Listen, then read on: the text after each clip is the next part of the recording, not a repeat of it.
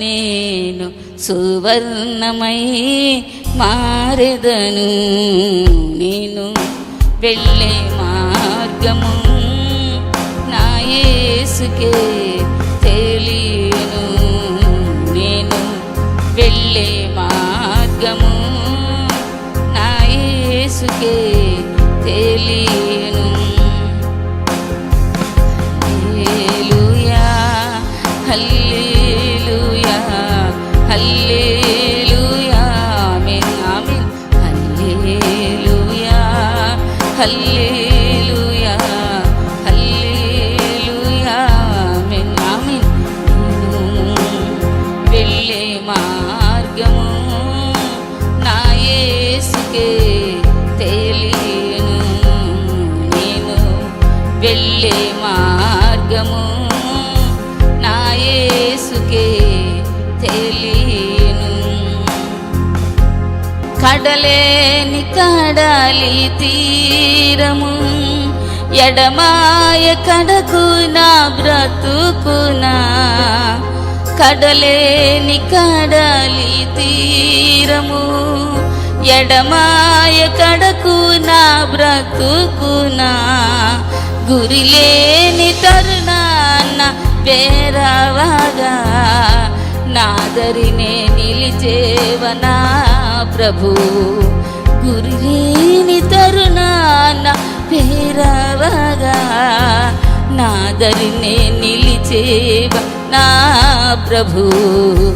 హల్లెలూయా హల్లెలూయా హల్లెలూయా ఆమేన్ ఆమేన్. హల్లెలూయా హల్లెలూయా హల్లెలూయా ఆమేన్. వెళ్ళే మార్గము నా యేసుకే తెలియను. నేను వెళ్ళే మార్గము నా యేసుకే తెలియను. జలములలో బడినే వెళ్ళిన అవి నా మీద పారవు. జలములలో బడినేను వెళ్ళిన అవి నా మీద పారవు. అగ్నిలో నేను నడచిన జ్వాలలు నన్ను కాల్చజాలవు. అగ్నిలో నేను నడచిన జ్వాలలు నన్ను కాల్చజాలవు. హల్లెలూయా హల్లెలూయా హల్లెలూయా ఆమేన్.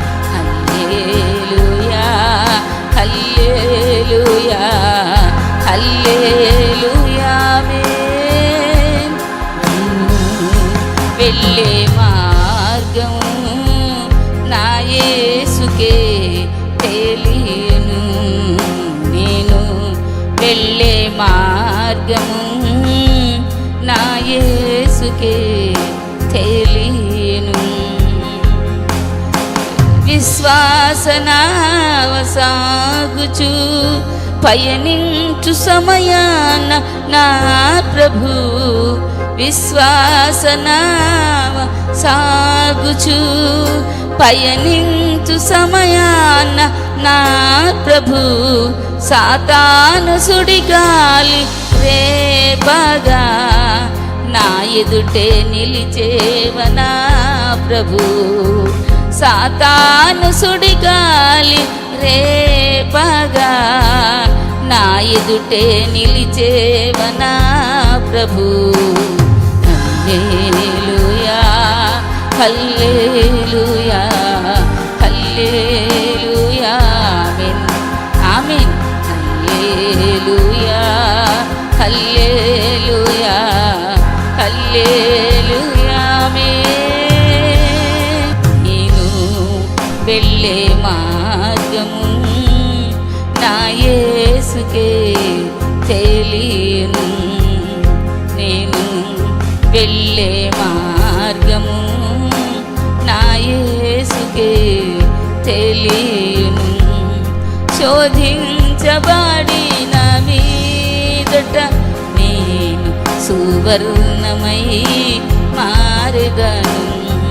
శోధించబడిన మీదట నేను సువర్ణమై మారెదను. హల్లెలూయా హల్లెలూయా హల్లెలూయా ఆమేన్ ఆమేన్. హల్లెలూయా హల్లెలూయా హల్లెలూయా ఆమేన్. Glory glory glory glory to God. హల్లెలూయా హల్లెలూయా హల్లెలూయా హల్లెలూయా హల్లెలూయా హల్లెలూయా హల్లెలూయా. మనుషుడు ఏదుతో అది నీకు తెలియజేయబడింది. న్యాయముగా నడుచుకుంటయు, కనికరమును ప్రేమించుటయు, దేన మనసు కలిగి నీ దేవునిట ప్రవర్తన ఉండాలి. దేవుని సందుకు వచ్చినప్పుడు నీవు సామాన్యమైన వ్యక్తిగా చేపలు ఎత్తాలి, తుడాలి, ఏంటి ఇంకా ఏది పరిచయం చేయమంటే దైవజనులు లోబడి చెయ్యాలి. అది దీన మనసు కలిగి ఉండాలి. మేము మీకంటే గొప్ప వాళ్ళం, మీకంటే పెద్ద వయసు మాది, మాకు అన్నీ తెలుసు. ఆఫ్కోర్స్ మాకంటే పెద్ద వయసు ఉండొచ్చు, ఒక సంవత్సరం అటు ఇటు పోని ఉండొచ్చు. పెద్దవాళ్ళంటే దేవుళ్ళే మీరు పెద్దవాళ్ళా? దేవుడు పోని కొంచెం ఏదో ఇక్కడ మమ్మల్ని నిలబెట్టాడు కదా, అందుకని మీరు గౌరవించి దేవుని మాట, దైవజనుల మాట, దేవుని మాటకి వినాలి. న్యాయముగా నడుచుకుంటా దేవునికి ఇష్టం. ఇక్కడే కాదు, ప్రతి విషయంలో న్యాయం ఉండాలి, న్యాయం కనబడాలి దేవునికి. అది గ్రంథాల్లో రాయబడుతుంది. ఏ గంటకు ఏ గడియకు. ప్రకటన గ్రంథము 15వ అధ్యాయం 9:15 రాయబడింది.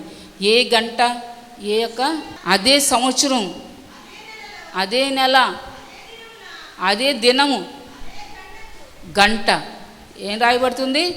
ఫస్ట్ సంవత్సరం, ఈ సంవత్సరం, అదే నెల, ఈ నెల, ఇదే రోజు, అదే గంట. ప్రతిదీ దేవుని దగ్గర లెక్క ఉంది. లెక్క ఎప్పుడు తక్కువ కాదు దేవుని దగ్గర. మనిషి లెక్కలు తప్పు అవ్వచ్చు.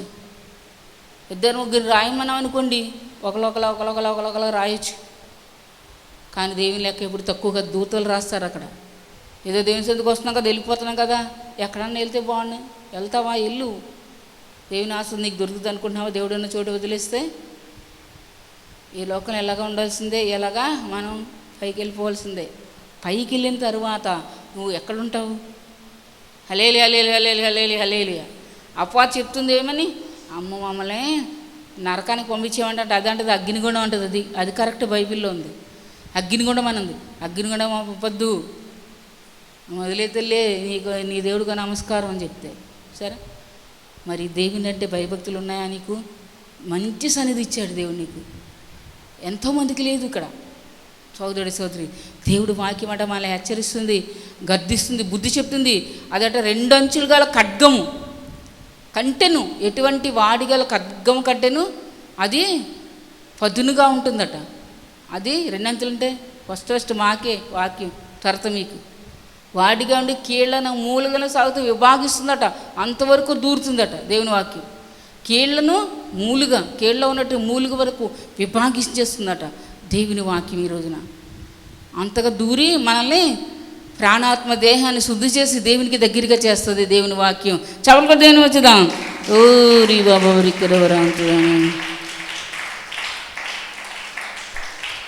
దేవుని సన్నిధిని వచ్చు. నువ్వు దేవుని ఎరగని చెప్తున్నావు ఎప్పుడైనా దేవుని ఎరగని అని చెప్తున్నావా? నువ్వు తీసుకున్నావు అంటే తిందామని ఉద్దేశంతో తీసుకున్నావు కదా. దేవుని దృష్టిలో మేము దేవుని బిడ్డలు అంటే చెప్పడానికి నీకు ధైర్యం లేదు.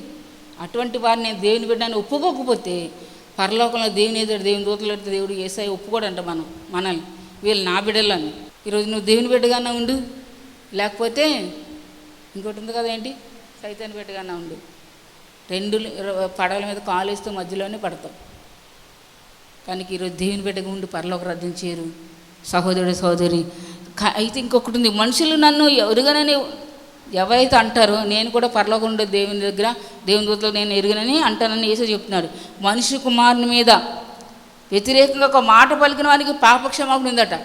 అంటే మనిషి కుమారుడు అంటే ఎవరు? యేసయ్య గురించి వ్యతిరేకంగా ఒక మాట పలికితే పాపక్షమాపణ, ప్రభు నన్ను తెలియక అన్నాను ప్రభు, నన్ను క్షమించి ప్రభు అంటే క్షమిస్తాడట దేవుడు. కానీ ఇంకొకటి ఉంది, దేవుని యొక్క పరిశుద్ధాత్మకు విరోధముగా దూషించే వారికి నో క్షమాపణే లేదు. ఈ యుగంలో కాదు, రాబోయే యుగంలో కూడా లేదని మత్తయి సువార్తలో రాయబడింది. మనుష్య కుమారునికి విరుద్ధంగా, అంటే యేసయ్య మనుష్య కుమారుడికి లోకానికి వచ్చాడు దేవుడే, ఆయనకి విరుద్ధంగా ఒక మాట పలికితే క్షమిస్తాడు దేవుడు, ప్రభా క్షమించంటే. కానీ పరిశుద్ధాత్మకు విరోధంగా దూషించి నువ్వు మాట్లాడావా? ఏంటి అమ్మగారు మా అన్న గురించి చెప్తుంది, ఎవరు చెప్పారు అమ్మగారికి నా మీద గురించి? అలా మాట్లాడుతుంటావాడు ఎప్పుడును దూషణ మాటలు. దేవుని వాక్యం ఎలా మాట్లాడుతుంది? పరిశుద్ధాత్మ ద్వారా మాట్లాడతాడు దేవుడు. మొట్టమొదటిగా చెప్పే మాకు, తర్వాత వినే మీకు. పరిశుద్ధాత్మకి విరోధంగా మాట్లాడితే ఈ యుగంలోనే కాదు, రాబోయే యుగంలో కూడా క్షమాపణ లేదని బైబిల్లో ఉంది. పరిశుద్ధాత్మ దూషించే మాట్లాడుతున్నా భాషలన్నీ మాట్లాడతారు. అలాగా ఏంటి భాషలు? వెళ్ళే చోట ఎక్కడ భాషలు లేవు, అది పరిశుద్ధాత్మ భాషలవి, దేవుని భాషలు, దేవుని ఆశీర్వాదంతో వచ్చిన భాషలవి. అందులోనే ఉంది ఆశీర్వాదం, అందులోనే ఉంది దీవెన. అపాధి కదంటేనే భయం. హలేలి హలేలి హలేలి హలేలి. ఈరోజు నువ్వు అన్నీ వింటున్నావు. దేవుని సంతలో పరలోక రాజ్యం వెళ్ళాలంటే దేవుని మార్గంలో ఉన్నాడు. యేసయ్య ఉన్న చోటు నువ్వు ఉన్నావు. సోదరి ఎంతో ధన్యుడివి, ధన్యురాలివి. మీరేం మాట్లాడాలో పరిశుద్ధాత్ముడే ఆ క్షణంలో మీకు తెలియజేస్తాడు అని ఉంది. హలేలి హలేలి హలేలి హలేలి. కనుక ప్రతి ఒక్కరు కూడా దేవుని కొరకు స్ట్రాంగ్గా నిలబడండి. దేవుని కొరకు మనం బ్రతికినంతకాలం, ఎంతకాలం బతుకమో తెలియదు. ఇంతవరకు బతికేసాం, ఇంతవరకు బతిక అయిపోయింది. ముందు ఎంత ఉంటాం తెలీదు. బ్రతికినంతకాలం వ్యర్థమైన వాటి మీద మనసు పెట్టకుండా, ఆ బట్టలు ఈ బట్టలు, ఆ ఉంగరాలు ఈ ఉంగరాలు, ఈ చేతులువి పెట్టకుండా, ఆడవాళ్ళైతే ఇంకా అవి ఇవి ఇవి తగిలిచ్చేసుకుంటారు. ఒకటి ఉంటే ఇంకా ఇంకోటి కుట్టించుకుంటున్నారు. ఇంకోటి ఏంటి జడకి, తలకి వాళ్ళకి ఇష్టం వచ్చినట్టు పెట్టుకుంటారు ఆడవాళ్ళు.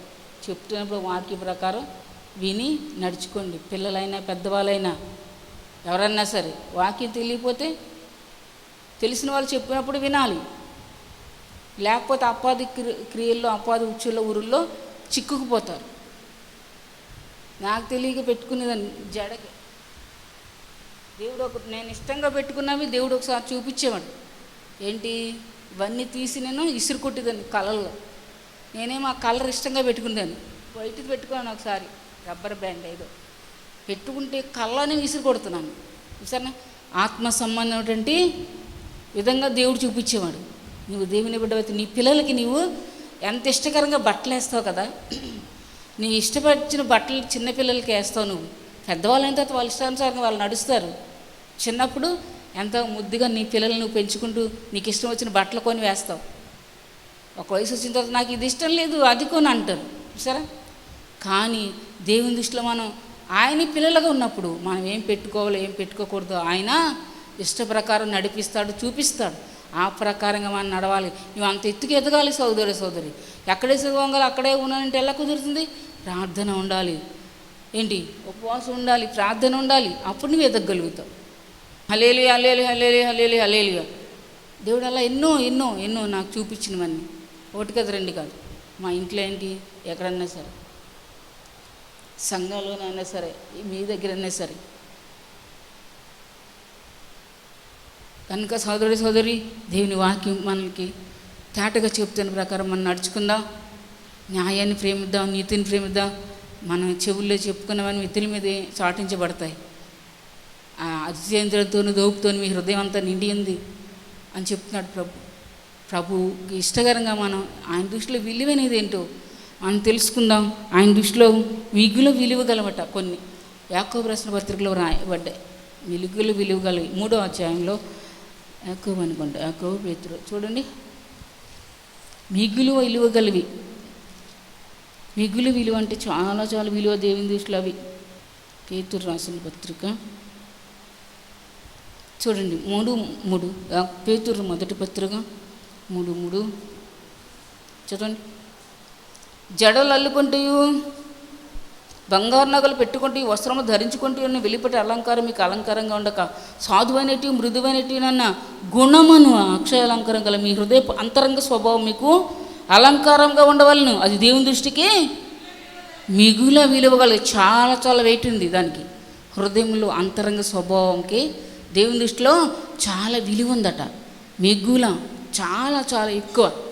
జడలు అల్లుకోవటం, బంగారు నగలు పెట్టుకోవటం, ఇంకా వస్త్రాలు ధరించుకోవడం. ఇందా చెప్పాను కదా, బట్టల మీద ఉంటే నీకు ఆ బట్టలు వేసుకోవడం మానేసాయి. ఎందుకు వచ్చిన దగ్గర నుండి ఆటలు చూసుకుని ఇట్లు చూసుకుని నువ్వు ఆపాది వేషాలు వేస్తావు? హలేలి హలేలి హలేలి హలేలి. అందరూ మీరు తెల్ల బట్టలు వేసుకున్నారు, మేము వేసుకుంటాం అనుకుంటున్నారా? ఈ తెల్లని వస్త్రాలు దర్శనాల్లో దేవుడు చూపించాడు. దేవుని యొక్క పరిశుద్ధాత్మ శక్తి ఇచ్చినప్పుడు తెల్లని వస్త్రాలు ధరించుకున్నవారు ఎక్కడ ఉంటారో తెలుసా? యేసయ్యతో పాటు సంచరిస్తారు. ప్రకటన గ్రంథం 3వ అధ్యాయంలో వ్రాయబడింది. తెల్లని వస్త్రాలు చిన్న విషయం అనుకుంటున్నారా? పరిశుద్ధతకి గుర్తు తెల్లని వస్త్రాలు. జడలు అల్లుకోవటం, బంగారు నగలు పెట్టుకోవటం, వెలిపట అలంకారం మీకు అలంకారంగా ఉండక సాధువైనటి మృదువైనటి గుణము అను అక్షయ అలంకారం మీకు అలంకారంగా ఉండవాలని ఇది దేవుని దృష్టికి మిగుల విలువగలది. చాలా చాలా వెయిట్ ఉంది ఆ మాటకి, చాలా చాలా బరువైన మాట. కోట్ల రూపాయల మాట అది దేవుని దృష్టిలో. కోట్ల ఈ లోక సంబంధం ఏది సరిపోదు చెప్పాలంటే. చదవండి ప్రకటన 3:1 చదవండి. సార్దీసులోని సంఘదూత గెలవ రాయము, 7 నక్షత్రములను 7 ఆత్మలు గలవాడు చెప్పు సంగతులు ఏమనగా, నీ క్రియలను నేను ఎరుగుదును, జీవించిన పేరు మాత్రం. కొందరు, అందరు కాదు, ఈ సంఘంలో కొందరు ఉన్నారు తెల్లని వస్త్రాలు ధరించుకొని వారు దేవునితో సంచరిస్తారు. తెల్లని వస్త్రాలు ధరించుకోవడం అంత చిన్న విషయం అనుకుంటున్నావా? చీప్గా అనుకుంటున్నావా?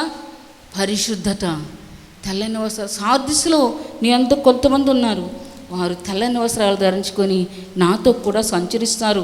అయితే తమ వస్త్రములను అపవిత్రపరచుకొనని కొందరు సార్దిస్సుల మీద ఉన్నారు. వారు అర్హులు కనుక తెల్లని వస్త్రములు ధరించుకొని నాతో కూడా సంచరించెదరు.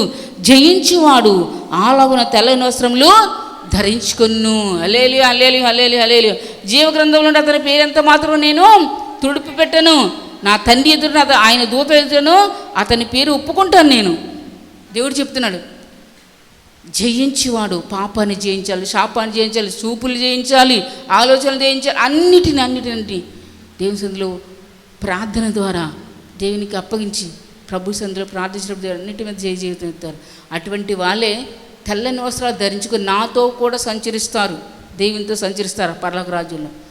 అటువంటి వారు సార్దిస్ సంఘంలో కొంతమంది ఉన్నారట. అటువంటి వారు తెల్లని వస్త్రాలు ధరించుకోవడానికి అర్హులు. వాళ్ళు అపవిత్రపరచుకోలేదు వారు వస్త్రాలను. వస్త్రాలు సరిగ్గా లేవనుకోండి, మరకల డాగులు అంత బ్లడ్ అక్కడక్కడ ఉన్నాయనుకోండి, ఆ వస్త్రాలతో మనం బయటికి వెళ్ళగలుగుతామా? ప్రవర్తన, వస్త్రాలు అంటే ఏంటి? ప్రవర్తన, నీతి ప్రవర్తన, పరిశుద్ధ ప్రవర్తనకి గుర్తు. రక్షణ అనే వస్త్రాలు యెషయా గ్రంథంలో రాయబడింది. రక్షణ అనే వస్త్రాలు అపవిత్రపరచుకోకుండా కాపాడుకుంటున్నావు. దేవునికి రక్షణ ఇచ్చాడా? ఎవరికి ఎప్పుడు రక్షణ ఇచ్చాడో వాళ్ళకే తెలీదు. బాప్తిజం తీసుకున్నాను. నువ్వు రక్షణ పొందావా? రక్షణ పొందానని అనుకుంటున్నాను నేను అంటారు కొంతమంది. ఏది నీ రక్షణ? ఎప్పుడు పొందావు? నీకు ఆ రోజు గుర్తుండాలి. హల్లెలూయా హల్లెలూయా హల్లెలూయా హల్లెలూయా. దేవుడు నిన్ను టచ్ చేశాడు, దేవుడు నిన్ను ముట్టాడా, స్వస్థపరిచాడా, ఆత్మ సమాన ఆనందం ఇచ్చాడా? దేవునికి ఆ రోజు నువ్వు గుర్తుపెట్టుకోవాలి. మొట్టమొదటిసారి నీకు ఎప్పుడు దేవుడు దీవించాడు, రక్షణ ఆశీర్వాదం ఇచ్చినప్పుడు నువ్వు అది గుర్తుపెట్టుకుని మళ్ళా సంవత్సరం నువ్వు దేవునికి మహిమపరచాలి అదే రోజున. హల్లెలూయా హల్లెలూయా హల్లెలూయా హల్లెలూయా. కొంతమంది మహిమపరచలేడు దేవుణ్ణి. 160వ కీర్తనలోని 78వ కీర్తనలో దేవుడు బాధపడ్డాడు ఇశ్రాయేలు ప్రజలను బట్టి. ఆ దినాన్ని గుర్తుపెట్టుకొని మహిమపరిచే విధంగా ఉండాలి, దేవునికి థ్యాంక్స్ చెప్పే విధంగా ఉండాలి. హల్లెలూయా హల్లెలూయా హల్లెలూయా హల్లెలూయా. అపవిత్రపరచుకోకుండా వస్త్రాలను కాపాడుకో. పరిశుద్ధ కలిగిండు. తెల్లని వస్త్రాలు ధరించుకునేవారు దేవునితో కూడా సంచరిస్తారు పరలోక రాజ్యంలో. సోదరుడు సోదరి, తెల్లని వస్త్రాలు నాకు ఇవ్వ ప్రభు అని అడుగు. మనందరూ అడగాలి. ఎప్పుడు కూడా తెల్లని వస్త్రాలు ధరించుకును. నీ తలకు నూనె తక్కువ చేద్దని ప్రసంగిలో రాయబడింది. తెల్లని వస్త్రాలు పరిశుద్ధతకి పవిత్రతకి గుర్తు కనుక అది తెల్లని వస్త్రాలు మన యేసే కూడా ధరించుకుంటారు, మనమే కాదు. తెల్లని వస్త్రాలు ధరించుకొని నేను ఇక్కడికి కొత్తలో వచ్చాను. ఏంటి ఫస్ట్ రాయి వేయడానికి, పునాది వేయడానికి వచ్చాను నేను. అప్పుడు ఒక దర్శనం చూపించారు నాకు. కళ 4 గంటలకు ప్రేయర్ ఎక్కడన్నా నాకు అలవాటు. విశ్వాసులు మేము అప్పుడు సేవ లేదు. ప్రార్థన చేసిన తర్వాత దేవుడు నాకు ఒక కళ చూపించారు. పండుకుంటే విశ్రాంతిలో ఉన్నప్పుడు ఇక తెల్లని వస్త్రాలు వేసుకుని పరలోకంలో ఉండి దూతలు ప్రభువు కూడా చాలా ఆకర్షణీయంగా పరలోకం నుండి ఆరాధన చేస్తున్న టైంలో దిగొస్తున్నారు. హలేలి హలేలి హలేలి హలేలి, గ్లోరీ గ్లోరీ గ్లోరీ గ్లోరీ గ్లోరీగా తెల్లని వస్త్రాలు ధరించుకుని దేవుడు ఆకర్షణీయంగా యేసయ్య తన వేవేల దూతల సమూహంతో ఆరాధన సమయంలో పరలోకం నుండి ప్రభువు దిగుతున్నారు. దిగి వచ్చి అందరిని చూస్తున్నారు. నేను ఈరోజు ఎవరిని దీవించాలి, ఎవరిని ఆస్వాదించాలి, ఎవరిని స్వస్థపరచాలి అని ప్రభు అందరి వైపు చూస్తున్నారు. నేను ఆ దర్శనం సేవకు వచ్చిన తర్వాత మర్చిపోయాను, ఎవరికి చెప్పలేదు. ఒకరోజున ప్రభు నన్ను అడిగారు, అది మే నెల 22 డేట్ గుర్తులేదు, డైరీలో రాశాను. నా కుమార్తెని పరలోకండి దిగి వస్తున్నాను కదా నేను ఆరాధన టైంలో, నువ్వు చెప్పావా సంఘంలో అని అడిగారు. అప్పటికి నేను చెప్పలేదు, ఒక్కసారి కూడా చెప్పలేదు. నేను చెప్పలేదు ప్రభా అన్నాను. ప్రభు అన్నారు, ప్రభు దాన్ని మాట ఇచ్చాను, అప్పుడప్పుడు చెప్తానయ్యా అని. అందుకే అప్పుడప్పుడు నేను గుర్తు వచ్చిన వాళ్ళు చెప్తుంటాను, హలేలి హలేలి హలేలి హలేలి. ఎందుకంటే దేవునికి నేను మాట ఇచ్చాను. ప్రభు స్వయంగా తన వేవేల దూతల సమూహంతో ఆరాధన మన మధ్యలో వస్తున్నారు. నీ హృదయం దేవుని సందులో సరిగ్గా ఉంటే, అంతరంగంతో దోపుతో నిండకుండా, చెడుతో అంత నిండకుండా ఉన్నట్లయితే దేవుని హృదయం అంతరంగ స్వభావాన్ని బట్టి దేవుడు ఆయన దృష్టిలో మిగిలి విలువగలదు కనుక నిన్ను ఆస్వాదిస్తారు. సోదరుడు సోదరు ప్రభు అందరూ సాంక్షేయంగా దేవుడు వాక్యం యేసుక్రీస్తునామములో ఆమేన్ ఆమేన్ ఆమేన్.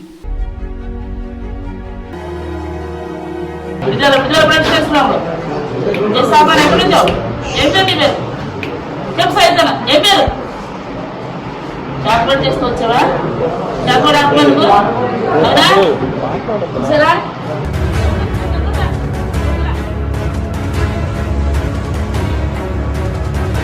యేసు రక్తం ఇది తెలుసా?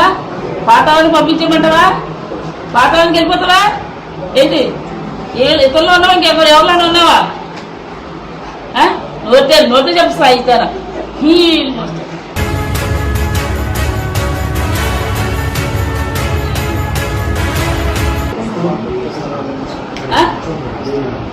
సెలవులా? ఏ సెలవులు? ఏ సెలవులో? సంక్రాంతి సెలవు. ఎక్కడికి వెళ్ళాడు సంక్రాంతి సెలవులకి? వేసుకుంటున్నాము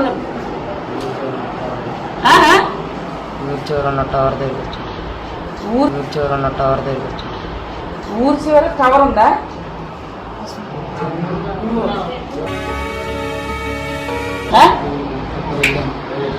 అక్కడికి వెళ్తే పడ్డావా? చేతబడి చేశారు అక్కడ? అది ఎవరు చేశారు? చెప్పడం లేదు. మంత్రులు ఉన్నారు అక్కడ?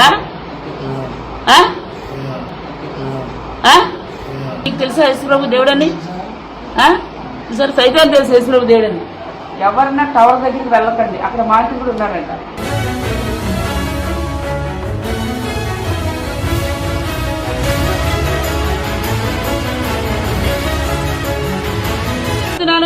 దేవుని కుమార్తెగా తీసుకెళ్ళడానికి వీల్లేదు, తీసుకెళ్ళడానికి వీల్లేదు. నా దేశంలో నీకు ఆనబడుతున్నాను, తీసుకెళ్ళడానికి వీల్లేదు. మాంత్రిక ఆత్మ నా దేశం అగ్నిగుణ పడవేయబడిన ఆమలో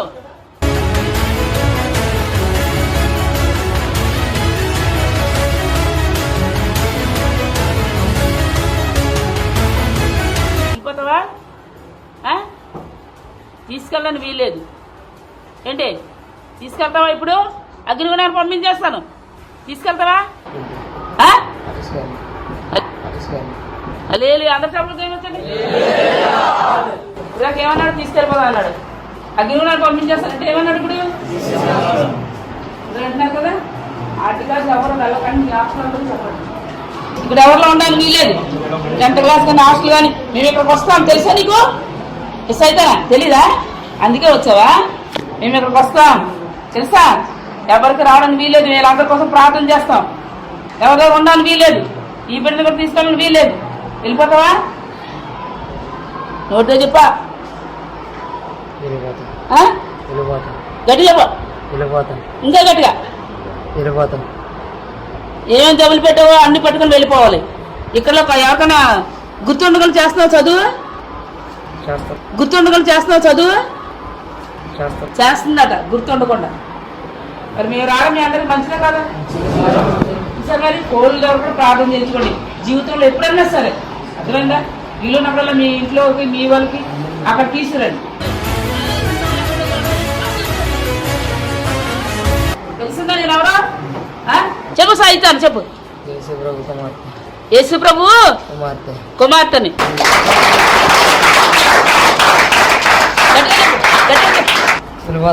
వెళ్ళిపోతున్నావా? కాలుకి ఎవరు కాలుకండి వెళ్ళిపో సాయితానా.